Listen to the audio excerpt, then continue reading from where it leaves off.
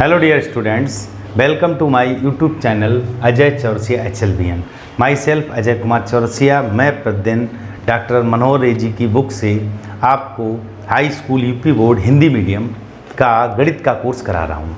तो पिछले वीडियो में मैंने आपको अध्याय 2 जो पॉलिनोमियल था बहुपद, उसमें एक्सरसाइज 2B आपको जिसमें द्विघात बहुपद सीखा था वह मैंने आपको करा दी थी। आज के इस वीडियो में एक्सरसाइज हम 2C पर पहुंचते हैं और यहाँ पर आता है त्रिघात बहुपद। तो थोड़ा सा इसको पहले समझ लें। त्रिघात बहुपद, जैसे बेटा आपने पीछे सीखा द्विघात बहुपद, तो द्विघात बहुपद का सीधा सा अर्थ था कि उस बहुपद की सबसे बड़ी घात 2। जब त्रिघात बहुपद आएगा तो उस बहुपद की सबसे बड़ी घात 3 ax³ plus bx² plus cx plus d, इस तरह का एक बहुपद अगर हो तो आप जान लीजिएगा कि वह 3 घात है। यहाँ पर यह ध्यान देना कि a इज नॉट इक्वल 0, मतलब कि इसमें a 0 नहीं होगा, अर्थात x³ का गुणांक जरूर होगा। बाकी 2 घात हो, 1 घात हो, ना हो कोई फर्क नहीं, अचर पद हो ना हो कोई फर्क नहीं। जैसे सिर्फ लिखा है x³ तो त्रिघात बहुपद है, x³ प्लस 2x² लिखा तो त्रिघात बहुपद है, 2x³ प्लस 3x प्लस 4 लिखा है तो त्रिघात बहुपद है, केवल x³ प्लस 5 लिखा तो त्रिघात बहुपद। कहने का अर्थ ये है कि अगर एक ऐसा बहुपद दिया हो जिसमें 3 घात हो वह 3 घात बहुपद है। 2 घात वाला पद ना हो कोई फर्क नहीं, यह ना हो कोई फर्क नहीं, तो ये त्रिघात बहुपद है। तो सबसे पहले बात आती है इसके शून्य की। तो शून्य चूंकि त्रिघात है तो शून्य कितने होंगे? 3। शून्य का आपके 3 होंगे, ठीक है, शून्य 3 होंगे। तो आपकी पहली शर्त आती है शून्यकों का योग। क्या? शून्यकों का योग, यह पहली शर्त आती है। जैसे द्विघात में आपने सीखा था तो यह होता -x, उसमें -x का गुणांक था, यहाँ -x² का गुणांक और बटे x³ का गुणांक, ठीक है। थोड़ा ध्यान से समझिएगा, वहाँ -x बटे x² का। अब यहाँ पर क्या, चूंकि 3 शून्य का है, जैसे अल्फा बीटा गामा, तो alpha plus beta plus gamma, फिर आप 2 शून्यकों के गुणनफलों का योग, ध्यान से समझिएगा। 2 शून्यकों के गुणनफल का, जैसे अल्फा बीटा गामा और गामा अल्फा, तो 2 के गुणनफल हो गए, उनका योग मतलब alpha beta plus beta gamma plus gamma alpha. यह होता है, पहले माइनस आया प्लस आएगा, x का गुणांक बटे x³ का गुणांक, समझ में आ रहा है। अब बात आती है शून्यकों का गुणनफल। क्या बात आई? शून्यकों का गुणनफल। अब बेटा जैसे मान लो अल्फा बीटा और गामा है, तो अल्फा गुणे बीटा गुणे गामा, तो माइनस प्लस, अब की बार माइनस आएगा और पद आएगा अचर पद बटे x³ का गुणांक। तो यह कंसेप्ट आपको ध्यान रखना है। इसी क्रम में हम अपनी एक्सरसाइज 2C पर चल रहे हैं। पहले में इन्होंने दिया हुआ है, देखिए बेटा 2 पार्ट दिए हुए हैं। ये का सत्यापित कीजिए कि निम्न त्रिघात बहुपदों के साथ दी गई संख्याएं उसकी शून्यक हैं और प्रत्येक स्थिति में शून्यक और गुणांकों के बीच संबंध। जैसे देखो बेटा, पहले का जो फर्स्ट पार्ट है इसमें त्रिघात बहुपद दिया 2x³ plus x² minus 5x और प्लस का 2, और यहाँ पर इसके जो बहुपद दिए हुए शून्यक दिए हुए हैं 1/2, 1 और -2, ठीक है। तो यहाँ ध्यान दीजिएगा, इन्होंने कहा कि ये संख्या इसके शून्यक हैं और शून्यक तथा गुणांकों के बीच संबंध स्थापित करो। तो देखो बेटा, पहले हम निकालेंगे यह इसके शून्यक हैं, तो आप लिखोगे यदि 1/2 बहुपद का शून्यक है, देखिए बेटा कोई भी किसी बहुपद का शून्यक है तो उस बहुपद को शून्य कर देगा। शून्यक है तो यहाँ 1/2 रख दो, तो 2 × 1/2 का क्यूब प्लस 1/2 का स्क्वायर माइनस 5 × 1/2 और +2। ध्यान से समझिएगा, यह हो गया 2 × 1/8, यह हो गया 1/4 -5/2 +2। देखो बेटा, यह 1/4 और 1/4 2/4 यानी कि 1/2 और माइनस का 5/2 और प्लस का 2। देखिए 2 और ये कितना हो गया, डायरेक्ट जोड़ दें। देखो चाहो तो एलसीएम ले लो, तो देखो 1 - 5 प्लस इसके बटे 1 होगा तो यहाँ 4, 4 1 5 -5/2 तो ये 0 आ गया। इसका मतलब आप लिखेंगे यदि 1/2 बहुपद का शून्यक है तो ये 0 आया, तो इसका मतलब 1/2 इसका शून्यक है। अतः 1/2 बहुपद का शून्यक है। क्लियर? अच्छा, अब बात करते हैं, जैसे 1/2 मैंने निकाल लिया, इसका आप स्क्रीनशॉट ले लीजिएगा, इसको नोट कर लीजिएगा कायदे से। 1/2 यदि बहुपद है, यह सेटिस्फाइड हो गया। अब बात करते हैं हम बहुपद का, यदि एक बहुपद का एक शून्यक है, तो अब हम इसी समीकरण में, इसका स्क्रीनशॉट ले लिया होगा, जो बहुपद का मान है उस जगह हम 1 रखेंगे और अब भी आपका 0 आना चाहिए। तो देखो बेटा 2 1 का क्यूब प्लस 1 का स्क्वायर माइनस 5 × 1 + 2।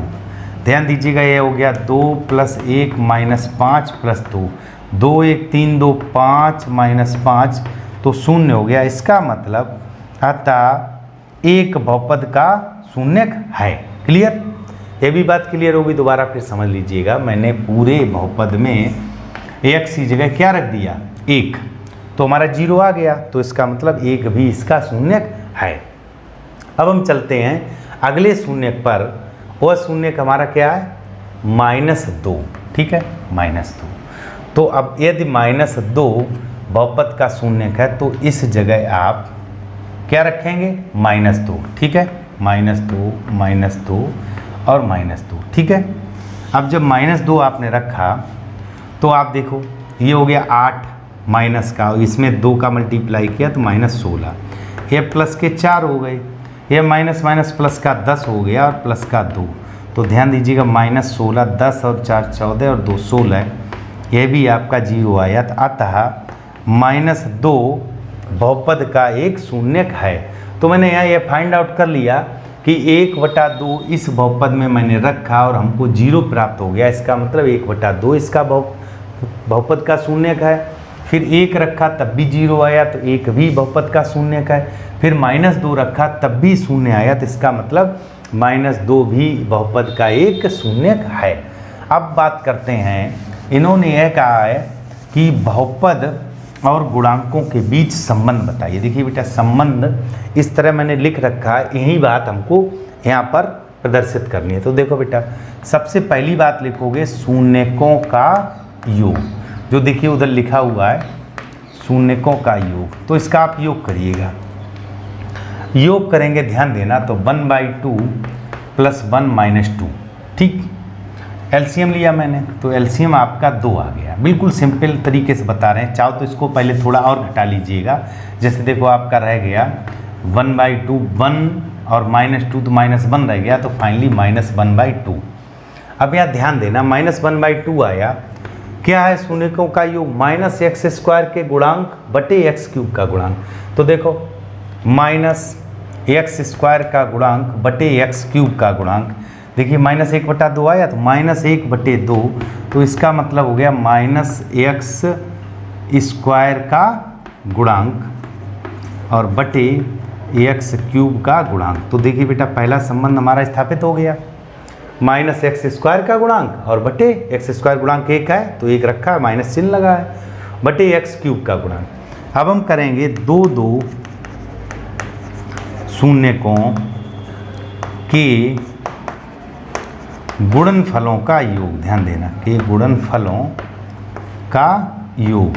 तो बेटा सबसे पहले हम 2 का निकाल लें। तो देखो बेटा 1/2 गुणे 1 किया, पहला दूसरा कर लिया, प्लस दूसरा तीसरा कर लो, प्लस तीसरा और पहला कर लीजिएगा। तो देखो बेटा 1/2 -2 और -1, तो ये हो गया 1/2 - 3। ध्यान देना, तो ये हो गया माइनस, देखो इसमें मल्टीप्लाई किया तो माइनस का 5/2, यही तो आया हमारा। दो दो शून्यकों गुणनफलों का योग कहता है कि प्लस के x का गुणांक बटे x³ का गुणांक। तो देखो x का गुणांक -5 है, तो यह हो गया, देखिए -5 रखा है, तो आप लिखोगे x का गुणांक बटे x³। देखो x³ का गुणांक 2 है, x³ का गुणांक। तो दिखाई आपको स्पष्ट समझ में आ रहा होगा कि यह सेटिस्फाइड कर रहा है। अब हम करेंगे शून्यकों का गुणनफल। क्या करेंगे? शून्यकों का गुणनफल। तो देखिए गुणनफल पहले हम जो हमारे शून्य दिए हैं उनसे निकाल लीजिएगा। तो 1/2 × 1 × -2। तो देखो 2 से 2 कट गया, ये हमारा ऋण 1 आया। क्या आया? ऋण 1। अब शून्यकों का गुणनफल हमारा क्या होता? माइनस का अचर पद। तो देखो बेटा माइनस का 1 है, ध्यान से समझिएगा, माइनस का 1 है तो 1 को हम लिख सकते हैं जैसे बेटा मैं 2 का गुणा कर दूं, 2 का भाग कर दूं, कोई दिक्कत? चूंकि उसी तरह बनाना है। तो देखिए माइनस का चिन्ह है, अचर पद क्या है? 2। x³ का गुणांक क्या है? 2। तो यहाँ लिख सकते हो अचर पद बटे x³ का गुणांक। तो डियर स्टूडेंट्स, ये बहुत सिंपल तरीके से आपने क्या किया, शून्य जो दिए थे उनको पहले ऐड कर लिया, जोड़ लिया। जोड़ने के बाद जो मान प्राप्त हुआ है वह मान पहली शर्त को संतुष्ट कर रहा है, ये वाली शर्त को। इसका मतलब सत्यता की जांच हो गई। दूसरी शर्त को यह संतुष्ट कर रहा है, तीसरी शर्त को भी संतुष्ट कर रहा है। तो इससे यह क्लियर होता है कि जो इन्होंने कहा है कि गुणांक और शून्यक में जो संबंध है वह स्थापित होता है, उसकी जांच करिए। तो इस प्रकार इस संबंध की जांच होती है। अब इसका स्क्रीनशॉट ले लीजिएगा। हम चलते हैं अपने अगले प्रश्न पर। अगला प्रश्न देखिएगा, इसको नोट कर लीजिएगा। अब देखिए अगले प्रश्न पर चलते हैं। और सभी स्टूडेंट्स रेगुलर शाम को हमारी 7 बजे क्लास होती है, तो आप रेगुलर क्लास अटेंड करें और आसानी से आप मैथ सीख जाएंगे। देखिए बेटा दूसरे क्वेश्चन में इन्होंने कहा है एक त्रिघात बहुपद ज्ञात कीजिए जिसके शून्यकों का योग। अब देखो बेटा शून्यकों का योग दिया, ध्यान से समझिएगा, शून्यकों का योग, ठीक। ये दिया हुआ है आपका 2, फिर दिया हुआ दो शून्यकों को साथ लेकर गुणनफलों का योग, यानी कि 2 शून्यकों को साथ लेकर उनके गुणनफलों का योग, यानी कि ये वाली शर्त, ठीक है, सामने लिखी है इसलिए मैं पूरा नहीं लिख रहा हूँ गुणनफल। तो यह आपका दिया हुआ -7, फिर दिया हुआ शून्यकों का गुणनफल, यानी तीसरी शर्त शून्यकों का गुणनफल, ठीक है। आप इसको स्पष्ट कॉपी में लिख लेना। मैं आपको यहाँ शून्यकों का गुणनफल दिया हुआ -14। तो देखिए बेटा जिस तरह द्विघात बहुपद को आपने सीखा था, अगर ध्यान हो x² माइनस शून्यकों का योग इंटू x और धन शून्यकों का गुणनफल, वही क्रम यहाँ चलता है। यहाँ देखिए बेटा आपका जो इन्होंने त्रिघात बहुपद पूछा है तो वो कैसे निकलेगा? त्रिघात बहुपद, ये एक तरह का सूत्र बन जाता है, उसको आप आसानी से करिएगा। देखिए बेटा x³ माइनस शून्यकों का योग, ध्यान से समझिएगा, और इंटू x², ठीक है। माइनस आया, माइनस के बाद प्लस आएगा, तो 2 शून्यकों के गुणनफलों का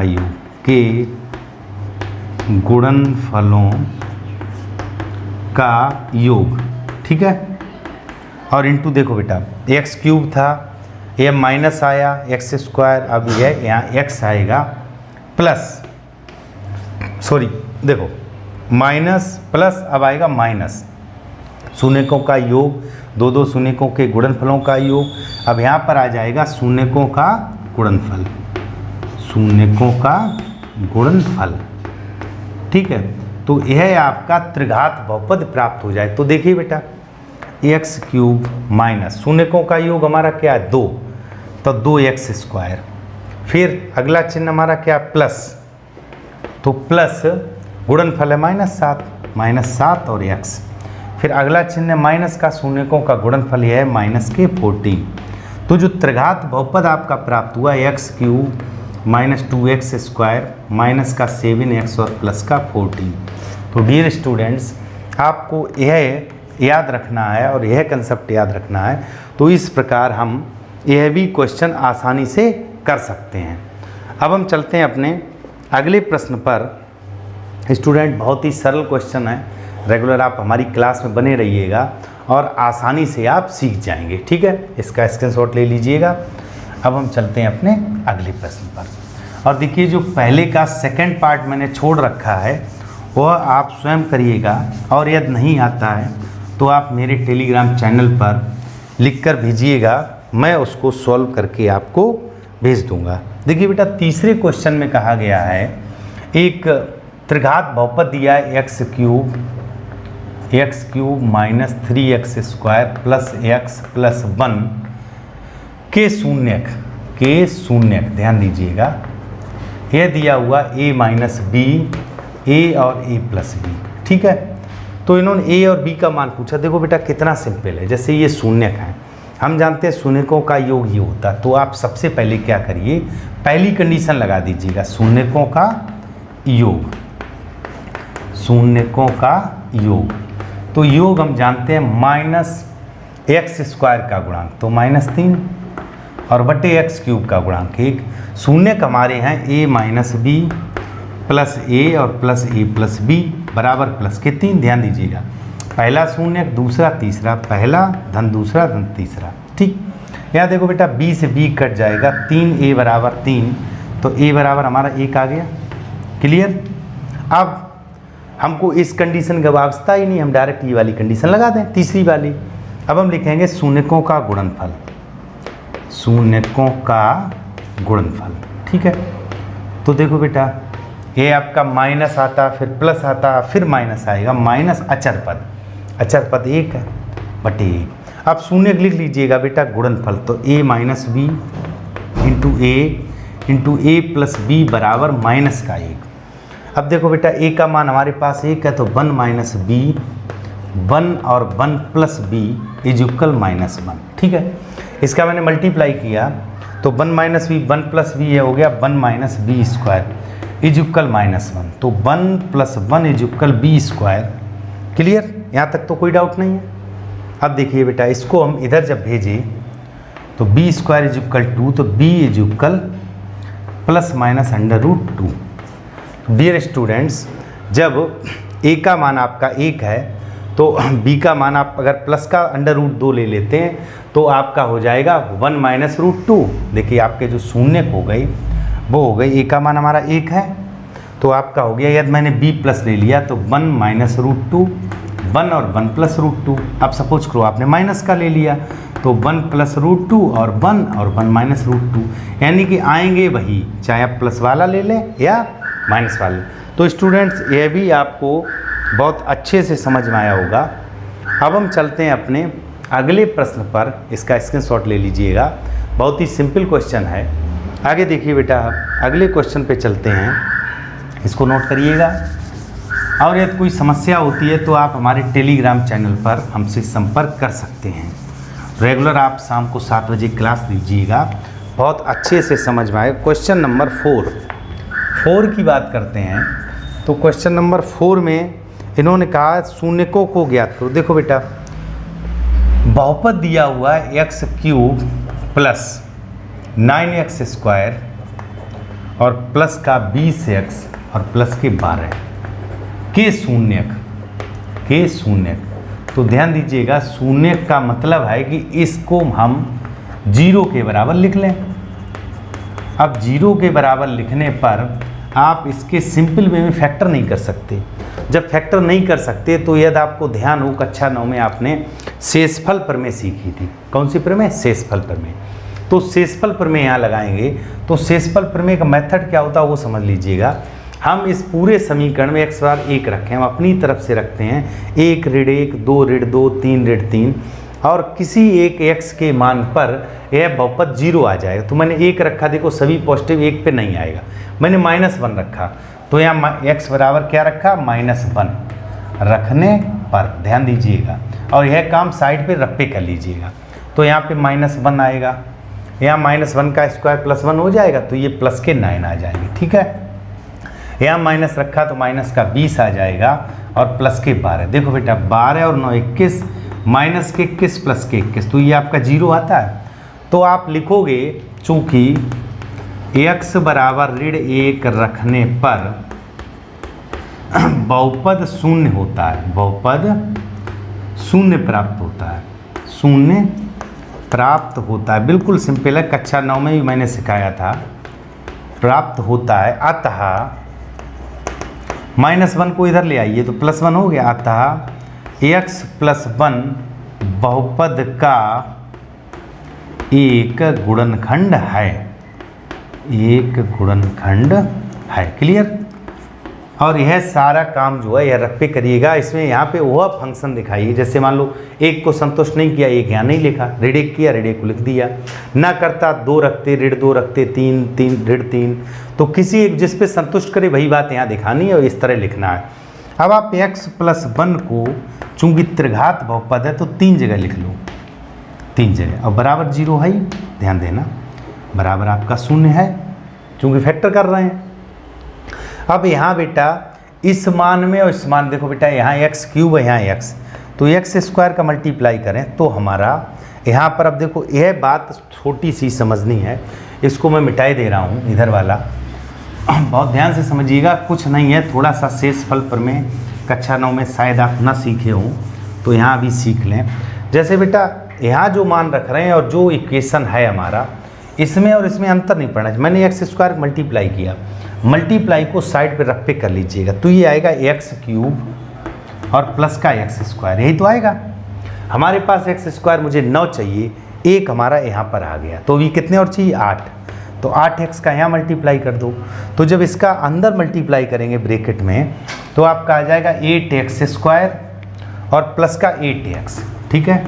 तो देखो ये 9x² हो गई, 9x² थे, अब 8x² आ गया, प्लस का 8x आया, 8x आ गए, मुझे चाहिए 20, 8 आ गई, कितने कम है 12, तो प्लस के 12 के यहाँ मल्टीप्लाई कर दो, मल्टीप्लाई करके देख लो, तो जब 12 का किया तो 12x + 12, यही तो आया। ध्यान दीजिएगा, देखो आपका 9x² हो गया, 12 8 20x हो गई प्लस 12, ये समीकरण और ये है, तीनों एक जैसे हैं, पूरे से x + 1 कॉमन ले लो, तो आपका हो गया x² + 8x + 12 = 0। ये एक द्विघात समीकरण पुनः भी इसके फिर फैक्टर हो जाएंगे, तो यहाँ बड़ा कोष्ठक लगा लो। देखो बेटा 12 तो 6 दूनी 12 है, तो थोड़ा सा डायरेक्ट लिख रहे हैं, 12 आप लिखोगे 6 + 2, तो मैंने डायरेक्ट लिख दिया 6x + 2x, चूँकि यह आप पीछे फैक्टर सीख चुके हो, तो 6 और 2 8, कोई फर्क पड़ा नहीं पड़ा, और 6 दूनी 12, 12 × 12 बराबर 0। तो यहाँ ध्यान दीजिएगा x + 1, यहाँ पे कॉमन लिया x, ब्रैकेट लगा दो तो x + 6 और +2 कॉमन लिया तो x + 6, तो अगली स्टेप में आपका आ गया x + 6 और x + 1 पहले से रखा था, और आ गया x + 2 = 0। तो अब आपको नीचे क्या लिखना है, देखिए तीनों फैक्टर 0 के बराबर आ गए, तो आपको सबसे नीचे लिखना है यदि x + 1 = 0 तो x = -1, फिर आप लिखोगे यदि अगला x + 6 = 0 तो x = -6, फिर अगला पार्ट लिखोगे यदि x + 2 = 0 तो x = -2, तो आप लिखोगे अतः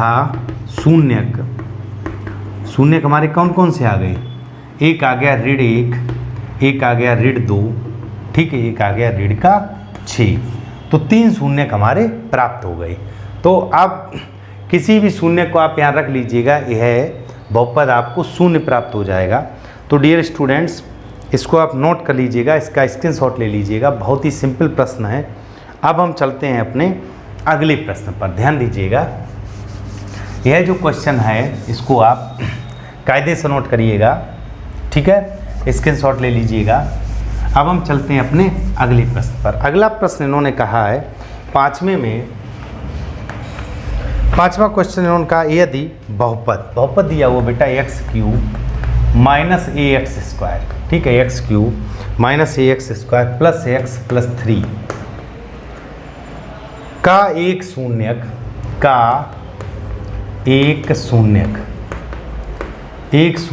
ए है, ठीक है, यही तो कहा है, एक शून्यक ए है तो ए का मान बताइए। तो इसका मतलब x का एक मान a है, अतः भाई जब एक शून्य का तो इसका मतलब x बराबर a हो गया। अब x बराबर a हम अपने बहुपद में रख देंगे और वह x बराबर a हमको 0 प्राप्त कराएगा, चूंकि शून्य का है, और जब शून्य का है तो हमको क्या प्राप्त कराएगा, 0। ध्यान दीजिएगा। तो देखिए बेटा, अतः x बार a पर बहुपद शून्य प्राप्त होगा। क्या प्राप्त होगा, शून्य प्राप्त होगा। क्यों, क्योंकि वो उसका शून्य का है और शून्य पर 0 होता, तो देखो x की जगह a रख दो, तो a cube minus A square plus a plus 3 is equal 0।